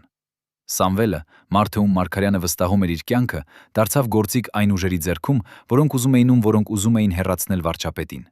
Նա բացեց դռները, նա ստեղծեց խոցելիությունները, նա ապահովեց, որ օգնությունը չհասնի ժամանակին։ Եվ նա վարձատրվեց իր դավաճանության համար, նոր կյանքով, նոր անունով, նոր ապագայով։ Բայց արդյոք նա կարող է ապրել իր հետ։ Արդյոք նա կարող է մոռանալ այն, ինչ նա արեց։ Վարդանը եւ Հայկը չեն կարծում այդպես։ Նրանք հավատում են, որ Սամվելը ապրում է իր սեփական դժոխքում, որը նա ստեղծել է իր սեփական ձեռքերով։ Եվ գուցե մի օր նա կգտնի համարձակությունը խոսելու ճշմարտությունը։ Բայց մինչ այդ օրը գա, նրա դավաճանությունը մնում է որպես ամենամեծ գաղտնիքը Մարգարյանի մահի պատմության մեջ։ Երբ ռեժիմը փլուզվեց, երբ Մարգարյանի ճանապարհը ավարտվեց այդ ճակատագրական մարտի 25-ին, Հայաստանը հայտնվեց խաչմերուկում։ Վարչապետի անակնկալ մեկնումը թողեց երկիրը առանց ուղղորդման, հենց այն պահին, երբ այն ամենաշատն էր կարիք ունենում ուժեղ ղեկավարության։ Հաջորդ օրերին, շաբաթներին եւ ամիսներին տեղի ունեցան իրադարձություններ, որոնք ձևավորեցին Հայաստանի ապագան տասնամյակներով։ Մարգարյանի մահից հետո իշխանությունը անցավ նրա տեղակալին Սերժ Սարգսյանին, ով դարձավ վարչապետ եւ հետագայում նախագահ։ Սարգսյանը շարունակեց Մարգարյանի քաղաքականությունը որոշ ոլորտներում, բայց նա նաև կատարեց փոփոխություններ, որոնք շատերը համարեցին զիջումներ արտաքին ուժերին։ Այն փաստաթուղթը, որը Մարգարյանը հրաժարվել էր ստորագրել, վերջապես ստորագրվեց 2008 թվականին, 1 տարի անց նրա մահից։ Հայաստանը համաձայնեց փոխանցել իր էներգետիկ ակտիվների զգալի մասը Ռուսաստանին, գույք պարտքի դիմաց սխեմայի շրջանակներում։ Այդ գործարքը քննադատվեց շատերի կողմից որպես ազգային շահերի դավաճանություն, բայց պաշտոնական դիրքորոշումն այն էր, որ դա եղավ անհրաժեշտ քայլ երկրի էներգետիկ անվտանգությունը ապահովելու համար։ Բայց արդյոք Մարգարյանը կստորագրեր այդ փաստաթուղթը, եթե նա դեռ կենդանի լիներ։ Նրա մոտ աշխատակիցները, ովքեր ճանաչում էին նրա սկզբունքները, չեն կարծում այդպես։ Նրանք հավատում են, որ Մարգարյանը կշարունակեր դիմադրել մինչև վերջ, նույնիսկ եթե դա նշանակեր ավելի մեծ գին։ Այն մարդիկը, ովքեր մասնակցեցին օպերացիա Վերջին զանգին, ունեցան տարբեր ճակատագրեր։ Սամվելը, ինչպես արդեն նշեցինք, տեղափոխվեց Ռուսաստան եւ ապրեց հարուստ կյանք։ Բայց 2015 թվականին նա մահացավ տարօրինակ հանգամանքներում, ավտովթարի հետևանքով Մոսկվայի արվարձաններում։ Պաշտոնական վարկածը եղավ պատահական դժբախտություն, բայց շատերը կասկածեցին, որ դա եղավ ինչ-որ ավելի մութ բան։ Գուցե Սամվելը գիտեր չափազանց շատ եւ ինչ-որ մեկը որոշեց, որ նա դարձել է վտանգ։ Կամ գուցե դա իսկապես պատահական էր, ճակատագրի դաժան ծաղր մի մարդու նկատմամբ, ով դավաճանել էր իր ամենամոտ ընկերոջը։ Մյուս 11 մասնակիցները շարունակեցին ապրել Հայաստանում, շատերը պահպանեցին իրենց պաշտոններն անվտանգության ծառայություններում, բայց նրանցից ոչ մեկը երբեք չխոսեց հրապարակայնորեն այն մասին, ինչ տեղի ունեցավ մարտի 25-ին։ Նրանք պահպանեցին լռությունը, կամ վախից, կամ ամոթից, կամ պարզապես ցանկությունից մոռանալ։ Արամը, այն պահապանը, ով պատմեց մեզ իր պատմությունը, շարունակում է ապրել իր փոքր գյուղում լեռներում։ Նա ասում է, որ ամեն գիշեր նա տեսնում է Մարգարյանի դեմքը իր երազներում, լսում է նրա վերջին խոսքերը։ Նա ապրում է մեղքի հետ, որը երբեք չի անհետանա, բայց նա նաև ասում է, որ նա պատմեց իր պատմությունը, որովհետև նա ուզում է, որ աշխարհը իմանա ճշմարտությունը։ Նա ուզում է, որ մարդիկ հիշեն Մարգարյանին ոչ թե որպես մի մարդու, ով մահացավ սրտի կաթվածից, այլ որպես մի մարդու, ով զոհվեց իր սկզբունքների համար։ Վահանը, այն ճարտարապետը, ով ցույց տվեց մեզ գաղտնի թունելները, նույնպես շարունակում է ապրել Երևանում։ Նա պահպանում է իր 5 քարտեզները, հույս ունենալով, որ մի օր ինչ-որ մեկը կօգտագործի դրանք, բացահայտելու այն գաղտնիքները, որոնք դեռ թաքնված են Երևանի տակ։ Արմինեն, այն արխիվարը, ով պահպանեց գաղտնի դոսիեները, նույնպես շարունակում է ապրել։ Նա պահպանում է իր լուսապաճենները մի անվտանգ վայրում, սպասելով այն օրվան, երբ դրանք կարող են հրապարակվել առանց վտանգի։ Բայց ամենակարևոր հարցը մնում է անպատասխան։ Ո՞վ էր այն մարդը, ով կազմակերպեց օպերացիա Վերջին զանգը։ Ո՞վ էին այն 3 արտաքին համակարգողները, ովքեր ղեկավարեցին ամբողջ պլանը։ Մենք ունենք կասկածներ, մենք ունենք ակնարկներ, բայց մենք չունենք վերջնական ապացույցներ։ Այն մարդիկ, ովքեր գիտեն ճշմարտությունը, կամ մահացել են, կամ թաքնվել են, կամ պարզապես հրաժարվում են խոսել։ Բայց մի բան հստակ է. Մարգարյանի մահը չէր պատահական։ Դա եղավ մի ուշադիր պլանավորված գործողության արդյունք, գործողության, որը ներառում էր հզոր ուժեր ինչպես ներսից, այնպես էլ դրսից։ Եվ այդ ուժերը հասան իրենց նպատակին։ Նրանք հեռացրին մի մարդու, ով համարձակվել էր ասել ոչ, եւ նրանք ապահովեցին, որ Հայաստանը շարունակի ընթանալ այն ուղղությամբ, որը նրանք ուզում էին։ Բայց արդյոք այդ ուժերը իսկապես հաղթեցին։ Արդյոք Մարգարյանի զոհողությունը ապարդյուն էր։ Շատերը կասեն, որ այո, նա մահացավ եւ ոչինչ չփոխվեց։ Բայց ուրիշներ կասեն, որ ոչ։ Մարգարյանի օրինակը ոգեշնչեց ապագա սերունդներին, ցույց տվեց, որ հնարավոր է դիմադրել, նույնիսկ եթե դա արժե քեզ ամեն ինչ։ 2018 թվականին Հայաստանում տեղի ունեցավ Թավշյա հեղափոխություն, խաղաղ ժողովրդական շարժում, որը տապալեց հին ռեժիմը եւ բերեց նոր ղեկավարություն։ Շատերը տեսնում են այդ հեղափոխության մեջ Մարգարյանի ոգու արձագանքը, ոգու, որը երբեք չհամաձայնվեց զիջել, որը երբեք չդադարեց պայքարել։ Գուցե Մարգարյանի իրական հաղթանակը ոչ թե այն է, ինչ նա արեց իր կյանքում, այլ այն է, ինչ նա ոգեշնչեց իր մահով։ Բայց մի հարց մնում է բաց, հարց, որը երբեք չի ստանա վերջնական պատասխան։ Արդյոք Անդրանիկ Մարգարյանը իսկապես մահացավ սրտի կաթվածից, թե նա դարձավ ավելի մութ ուժերի զոհը։ Պաշտոնական վարկածը հստակ է. սրտի կաթված, բժշկական դժբախտություն, ոչինչ ավելին։ Բայց այն, ինչ մենք բացահայտեցինք այս հետաքննության ընթացքում, ցույց է տալիս շատ ավելի բարդ պատկեր։ Մենք տեսանք, թե ինչպես Մարգարյանը ենթարկվեց ծայրահեղ ճնշման, ինչպես ներսից, այնպես էլ դրսից։ Մենք տեսանք, թե ինչպես նրա անվտանգության համակարգը շրջանցվեց, թե ինչպես նրա բժշկական օգնությունը հետաձգվեց, թե ինչպես նրա ամենամոտ շրջապատից մեկը դավաճանեց նրան։ Մենք տեսանք գաղտնի հանդիպումներ, գաղտնի փաստաթղթեր, գաղտնի պլաններ։ Եվ մենք տեսանք, թե ինչպես այս բոլոր տարրերը միավորվեցին, ստեղծելու կատարյալ պայմաններ այն բանի համար, ինչ տեղի ունեցավ մարտի 25-ին։ Բայց արդյոք սա բավական է ապացուցելու, որ Մարգարյանը սպանվեց։ Արդյոք մենք կարող ենք ասել վստահությամբ, որ նրա մահը չէր պատահական։ Պատասխանը կախված է նրանից, թե ինչ ապացույցներ դուք պատրաստ եք ընդունել։ Եթե դուք ուզում եք ֆիզիկական ապացույցներ, թույն, զենք, ուղղակի բռնություն, ապա մենք չունենք դրանք։ Բայց եթե դուք պատրաստ եք նայել ավելի խորը, տեսնել այն անուղղակի ապացույցները, այն տարօրինակ պատահականությունները, այն կասկածելի որոշումները, ապա պատկերը դառնում է շատ ավելի հստակ։ Մարգարյանի մահը եղավ մի շղթայի վերջին օղակը, շղթայի, որը սկսվել էր ամիսներ առաջ, երբ նա համարձակվել էր ասել ոչ։ Եվ այդ շղթայի յուրաքանչյուր օղակ եղավ մի քայլ դեպի նրա վախճանը։ Գուցե ամենակարևոր հարցը ոչ թե այն է, թե արդյոք Մարգարյանը սպանվեց, այլ այն է, թե ինչու նա պետք է սպանվեր։ Եվ պատասխանը պարզ է, որովհետև նա դարձել էր խոչընդոտ։ Խոչընդոտ այն ուժերի համար, որոնք ուզում էին վերահսկել Հայաստանի ապագան։ Խոչընդոտ այն մարդկանց համար, ովքեր ուզում էին, որ Հայաստանը մնա կախյալ արտաքին ուժերից։ Խոչընդոտ այն համակարգի համար, որը չէր հանդուրժում անկախ մտածողությունը։ Եվ երբ Մարգարյանը հրաժարվեց ստորագրել այն փաստաթուղթը, երբ նա հրաժարվեց զիջել, նա ստորագրեց իր սեփական դատավճիռը։ Ոչ թե իրավական դատավճիռ, այլ քաղաքական դատավճիռ։ Դատավճիռ, որը կատարվեց ոչ թե դատարանում, այլ գաղտնի սենյակներում, որտեղ որոշումները կայացվում են առանց ականատեսների, առանց արձանագրությունների, առանց արդարադատության։ Ության։ Բայց գուցե կա մի այլ ճշմարտություն, որը մենք պետք է ընդունենք։ Գուցե Մարգարյանի մահը իսկապես եղավ սրտի կաթված, բժշկական դժբախտություն, որը պատահեց ամենավատ պահին։ Գուցե բոլոր այն տարօրինակ պատահականությունները, բոլոր այն կասկածելի որոշումները, բոլոր այն գաղտնի հանդիպումները եղան պարզապես դա, պատահականություններ։ Գուցե մենք տեսնում ենք դավադրություն այնտեղ, որտեղ կա միայն անկարգություն, տեսնում ենք պլան այնտեղ, որտեղ կա միայն քաոս։ Գուցե Մարգարյանը պարզապես դժբախտ էր, մարդ, ով հայտնվեց սխալ վայրում սխալ ժամանակին, ով ունեցավ սրտի խնդիրներ եւ ով մահացավ, երբ այդ խնդիրները դարձան չափազանց լուրջ։ Գուցե ոչինչ չկար, որ կարող էր փրկել նրան, ոչինչ չկար, որ կարող էր կանխել այն, ինչ տեղի ունեցավ։ Բայց նույնիսկ եթե մենք ընդունենք այդ տարբերակը, մի հարց մնում է. ինչու այդ բոլոր գաղտնիքները, ինչու այդ բոլոր թաքցրած փաստաթղթերը, ինչու այդ բոլոր անհետացած ապացույցները։ Եթե Մարգարյանի մահը իսկապես եղավ պատահական, ապա ինչու ինչ-որ մեկը փորձեց թաքցնել ճշմարտությունը։ Ինչու այդ դոսիեները այրվեցին, ինչու այդ վկաները լռեցվեցին, ինչու այդ հետաքննությունը երբեք չավարտվեց։ Գուցե պատասխանը այն է, որ նույնիսկ եթե Մարգարյանի մահը եղավ պատահական, ինչ-որ մեկը չուզեց, որ մարդիկ իմանան ամբողջ ճշմարտությունը։ Ինչ-որ մեկը վախեցավ, որ եթե մարդիկ իմանան, թե ինչ իսկապես տեղի ունեցավ այդ օրը, նրանք կսկսեն հարցեր տալ։ Եվ այդ հարցերը կարող էին տանել դեպի այլ հարցեր, այլ գաղտնիքներ, այլ ճշմարտություններ, որոնք ավելի լավ էր մնային թաղված։ Այսպիսով մենք մնում ենք մի անորոշության մեջ։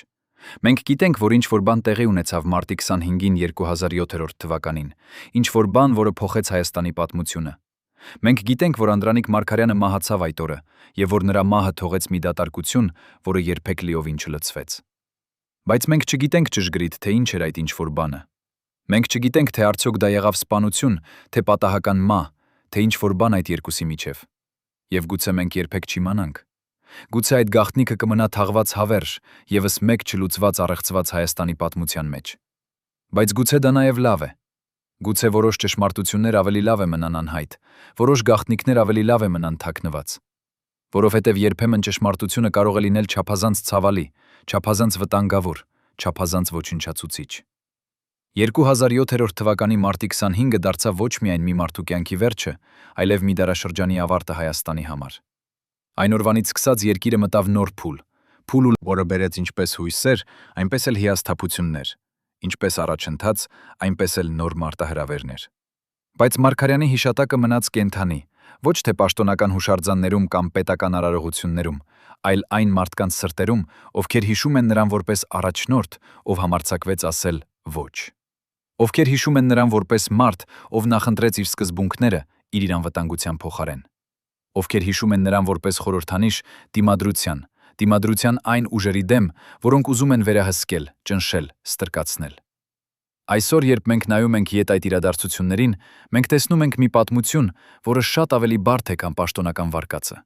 Մենք տեսնում ենք մի մարդու, ով կանգնած էր հսկայական ճնշման տակ, ով պայքարում էր ինչպես արտաքին, այնպես էլ ներքին թշնամիների դեմ, ով փորձում էր պահպանել իր երկրի ինքնիշխանությունը մի աշխարհում, որտեղ փոքր երկրները հաճախ դառնում են մեծ ուժերի խաղի խաղաքարեր։ Մենք տեսնում ենք մի մարդու, ով կատարեց ընտրություն, որը գուցե արժեց նրան իր կյանքը, բայց որը նաև ցույց տվեց, որ հնարավոր է մնալ հավատարիմ իր սկզբունքներին, նույնիսկ երբ ամբողջ աշխարհը դեմ է քեզ։ Հարգելի հեռուստադիտողներ, եթե դուք հետևել եք այս ողբերգական պատմությանը մինչև վերջ, գրեք մեկնաբանություններում, թե որ քաղաքից եք։ Մեզ համար կարևոր է իմանալ, թե որտեղ է Անդրանիկ Մարգարյանը դեռևս հիշվում։